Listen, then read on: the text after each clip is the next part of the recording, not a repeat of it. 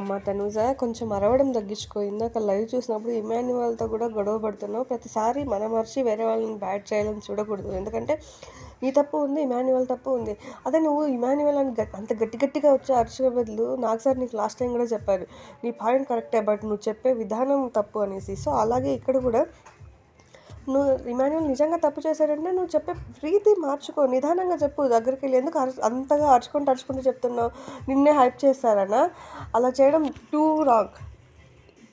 ఇంకోటి దివ్య విషయంలో కూడా ఫస్ట్ పుల్ చేసింది దివ్యని మీరే. తర్వాత దివ్య ఎక్కడికెక్కడికో తీసుకెళ్ళింది. ఫస్ట్ మీరు ఒక్క మాట అనకపోతే దివ్య అసలు అన్ని మాటలు అనేది కాదు కదా. తన పాయింట్ తను చెప్తున్నప్పుడు నువ్వు తీసుకోవాలి. తను కరెక్ట్గానే చెప్పింది. ఇప్పుడు ఆ అమ్మాయి ఒకటే కన్నా కదా, ఇంట్లో వాళ్ళందరూ కూడా అదే చెప్తారు. ఎందుకంటే ఆల్రెడీ కెప్టెన్ అయ్యావు అనేసి చెప్తారు. ఈ వీకే కదా కెప్టెన్ అయ్యావు. సో అదే చెప్తారు. దాన్ని అలాగే తీసుకోవాలి కానీ నువ్వు పర్సనల్గా గ్రడ్జ్ పెట్టుకొని చూపించకూడదు. ఏమన్నా ఉంటే నువ్వు అమ్మాయి దగ్గరికి వెళ్ళి నువ్వు ఇలా చేస్తున్నావు అని చెప్పాలి ఆన్ ఫేస్.